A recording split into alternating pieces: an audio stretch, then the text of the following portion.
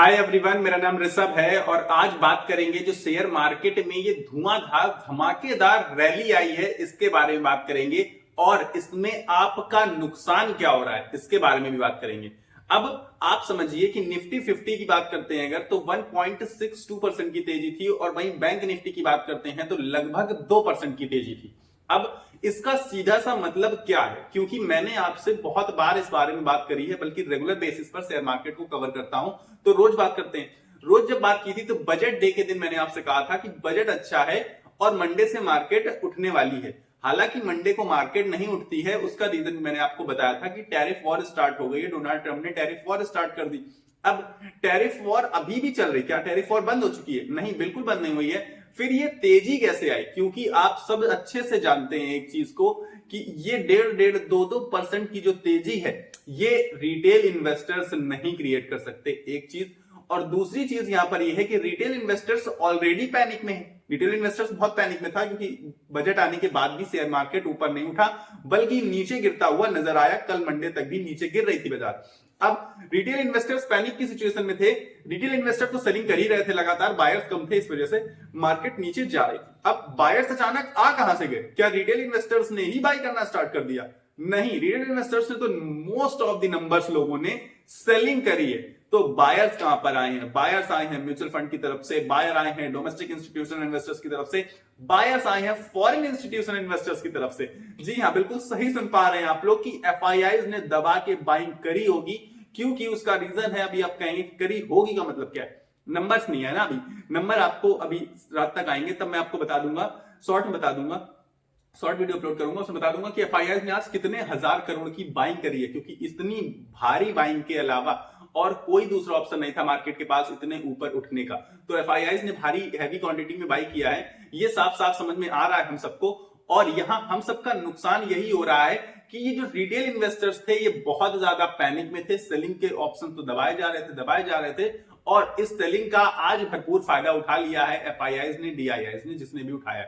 तो अब आप ये समझिए कि आपको मैंने बहुत बार वार्न किया है, बहुत बार समझाया भी है कि पैनिक में आपको आकर सेलिंग नहीं करनी है।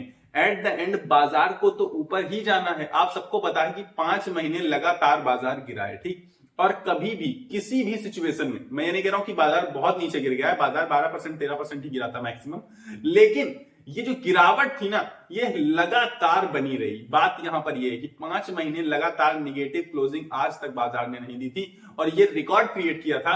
और फाइनली अच्छा बजट आया, इसके बाद भी बाजार नीचे रहा। फिर आज बाजार में एक धुआंधार रैली दिखाई है। अब इस रैली के बाद क्या आप खरीदना स्टार्ट कर देंगे या फिर आप अभी भी बेचते रहेंगे? एक खास बात तो यहां अटक रही ना कि अब ये जो मार्केट ऊपर उठेगी या उठ रही है, मान लीजिए रिटेलर्स बाई करने आ जाते हैं तो क्या होगा?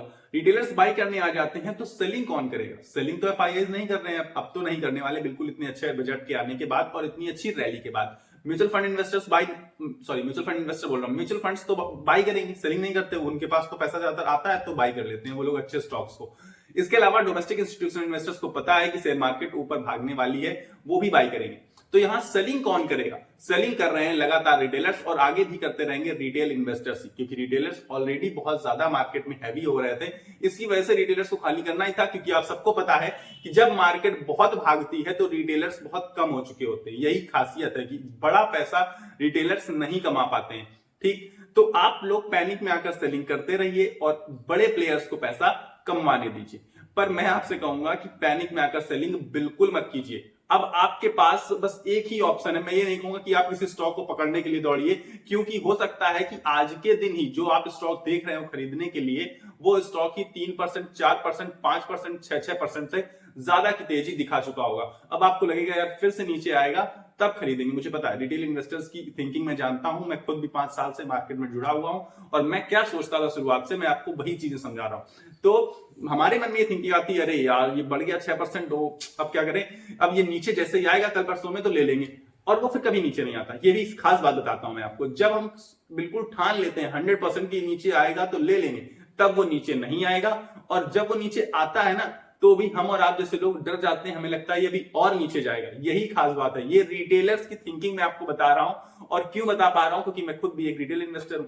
तो आपको ये सारी चीजों से बचना है, लॉन्ग टर्म के लिए इन्वेस्टेड रहना है, और खास करके ऐसी बाजार में तो बहुत खास चीज का ख्याल रखना है। और ख्याल क्या रखना है कि पैनिक में आके ना ही इन्वेस्टमेंट करनी है और ना ही सेलिंग करनी है। अब अचानक आप लोग का पैसा बहुत ज्यादा लगा दें, अंधाधुंध लगा दें और फिर से बाजार गिरने लगे, जरूरी नहीं। तो इसलिए आपको ना ही पैनिक में सेलिंग करनी है और ना ही पैनिक में आके अपना सब कुछ लगाना है। ये चीजें ही मैं आपको रेगुलर बेसिस पर समझाता हूं और तरह तरह के वीडियोस लाता रहता हूं आपके लिए, चाहे वो बजट से रिलेटेड हो, चाहे वो आईपीओ से रिलेटेड हो, चाहे वो पर्टिकुलर स्टॉक एनालिसिस हो किसी की। और रेगुलर बेसिस पर मैं शेयर मार्केट को तो एनालाइज करता ही हूं, रोज एक वीडियो आता है ये शेयर मार्केट के ऊपर, पर डे का क्या हुआ है, आज क्या नहीं हुआ है। तो आज को इतना ही रखते हैं कि आज काफी वीडियो लॉन्ग ऑलरेडी हो रहा है धीरे धीरे करके, तो अभी फिलहाल इतना ही रखते हैं इस वीडियो में। आई होप आपको चीजें अच्छे से क्लियर हो गई होंगी। पर अगर आपको वीडियो पसंद आए तो वीडियो को लाइक कर देना और चैनल को सब्सक्राइब किए बिना मत जाना, क्योंकि आपको अगर मेरे साथ जुड़ना है, चीजों को मिस नहीं करना है, तो सब्सक्राइब का बटन दबाना पड़ेगा।